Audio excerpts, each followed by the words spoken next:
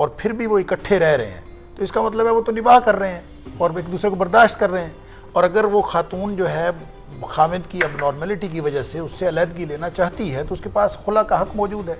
اور خاوند اگر طلاق نہیں دینا چاہتا تو وہ خلا کے ذریعے سے اس سے علیحدگی کر سکتی ہے. اور اگر وہ نہیں کرنا چاہتی، 11 سال سے رہ رہے ہیں، تو ان کا نکاح موجود ہے، اس میں کسی طرح کی کوئی طلاق وغیرہ واقع نہیں. رحمت صاحب آپ سوال کا جواب دے دیں. ہماری بیٹی شازیہ کا سوال وہیں پہ پھنسا ہوا ہے. ہاں وہ 2-3 سوال ہیں آپ کے، تینوں سوالوں کے جواب دے دیں. الحمدللہ کہ آپ نے مجھے موقع دیا. جی 3 سوالوں کے آپ پہلے جواب. تینوں سوالوں کے جواب.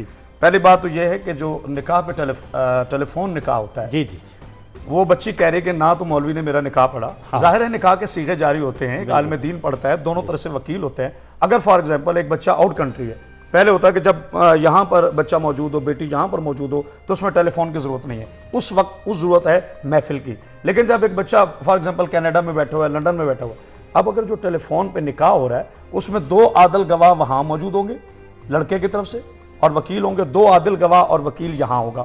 پھر وہ دونوں ٹیلی فون پہ رابطہ کریں گے، وکیل لڑکی کا وکیل اور لڑکے کا وکیل، جو تصدیق کرے گا کہ یقیناً میں اللہ اور اس کے رسول کو حاضر ناظر جان کر یہ حلف دیتا ہوں کہ جس لڑکے سے نکاح ہو رہا ہے یہ وہی عین بین فرد موجود ہے. اور اس طرف سے وکیل یہ کہے گا کہ یہ وہی لڑکی ہے جس کے سے نکاح ہو رہا ہے. خلا کا مسئلہ اس وقت ہوگا جب نکاح ثابت ہوگا. جب نکاح ہی موثر نہیں ہے تو خلا کا سوال ہی پیدا نہیں ہوتا، کیونکہ بچی یہ کہہ رہی ہے کہ حجاب و قبول جب آپ ہمارے تھے مولانا. آپ سمجھے نہیں، وہ تو دوسرے نکاح کی بات کر رہی ہے. وہ بتا میں وہ پہلی بیٹی شازیہ نے یہ جو کہا ہے، اصل میں 3 سٹیپ ہیں. ایک ٹیلی فون پہ نکاح ہوا، اس نکاح کے بعد یہ خاتون یہاں سے پاکستان سے اس کے پاس چلی گئی، اور اس کے بعد اس نے وہاں جا کے دیکھا کہ وہ ایجڈ آدمی ہے. مجھے اس کے بارے میں پتہ ہی نہیں. پھر وہ واپس آئی، پھر اس نے آ کے پاکستان کی عدالت سے خلا لیا.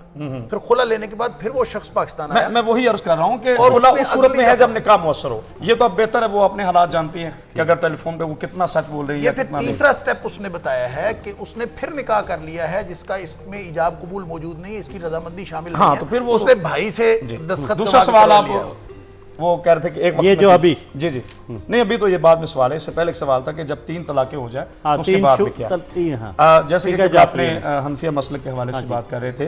میں معذرت چاہتا ہوں، شاید وہ میری بات کو مذہبی رنگ دے گئے کہ میرا کچھ، لیکن ہم صحابہ اکرام رضوان اللہ اجمعین کی عزت کرتے ہیں. کوئی ایسا مسلمان نہیں ہے جو نبی کے پاک صحابہ اکرام کی عزت نہ کرتا ہو. لیکن جو قانون شریعہ ہے، جو قانون قرآن ہے، جو قانون رسول ہے، جو دین اسلام کے قوانین ہیں، وہ اپنی جگہ پہ کھڑے ہیں. اس میں یعنی اگر نبی کوئی فیصلہ قرار دے دے، فلا وربک لا یؤمنون، حبیب تیرے پالنے والے کی قسم، جب آپ کوئی فیصلہ دے دے تو اس میں جو دل میں بھی تنگی محسوس کرے، خدا پھر کافروں کو دوست نہیں رکھتے. اتنی نبی کی پاور بیان کی گئی ہے. چونکہ وَالنَّجْمِ إِذَا هَوَىٰ مَا ضَلَّ صَاحِبُكُمْ وَمَا غَوَىٰ وَمَا يَنطِقُ عَنِ الْهَوَىٰ إِنْ هُوَ إِلَّا وَحْيٌ يُوحَىٰ. اللہ کے حکم کے بغیر تو نبی نطق نہیں کرتے. اب رہا یہ مسئلہ کہ 3 طلاقیں، اب تو ماشاءاللہ گورنمنٹ پاکستان ہمارے مسئلہ کے تشیع میں، آپ نے مجھے اس پورے چینل میں ایک دفعہ بھی اس سوال کا موقع نہیں دیا، چونکہ نہیں ایسا نہیں کہ آپ کی ترتیب چونکہ ایسی تھی. ایک ہی وقت میں 3 طلاقیں ہمارے مسلک میں مؤثر نہیں ہیں. اس کی وجہ میں اب اس کے وجوہات سن لیں. فار ایگزامپل جی میں یہ پورا عالم اسلام سن رہا ہے، میری تمام بیٹیاں بہنیں اور بھائی سن رہے ہیں.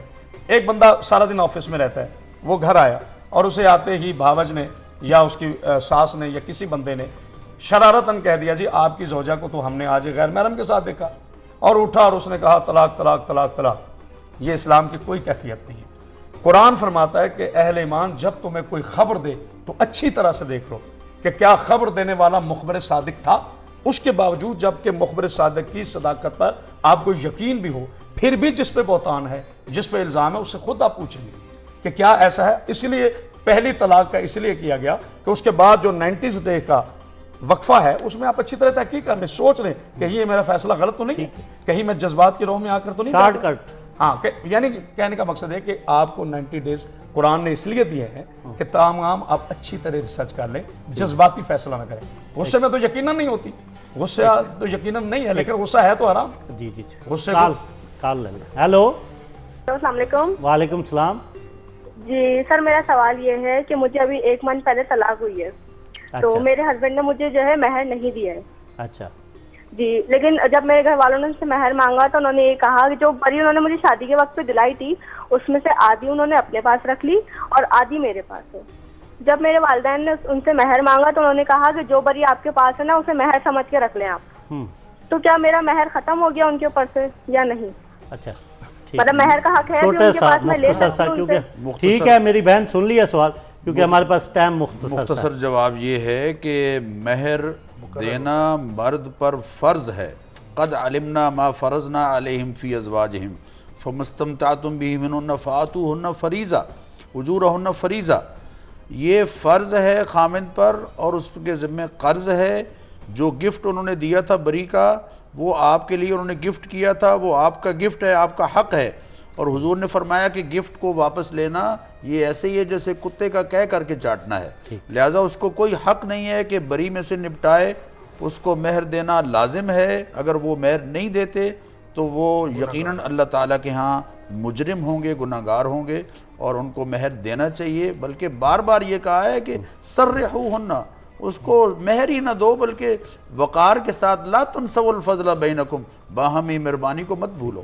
حضرت صاحب چھوٹا سا ڈاکٹر صاحب. جی بالکل، میں بھی یہی کہوں گا کہ مہر تو مقرر ہو جاتا ہے نکاح کے وقت، اور جو مہر ہے وہ اس کو دینا پڑے گا، وہ کسی صورت میں وہ اپنے پاس نہیں رکھ سکتا. جی علامہ صاحب. بلکہ یہاں تک کہا گیا ہے کہ جب آپ کا نکاح ہو جائے تو آپ اپنی زوجہ کے پاس جب جائیں تو سب سے پہلے اس کا مہر اسے ادا کریں.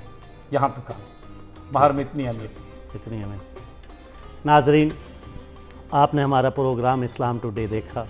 یہ ملک کی سلامتی، فرقہ واریت کے خاتمے کے لیے آپ کے سوالوں کے جوابات سید علماء کرام دیتے ہیں.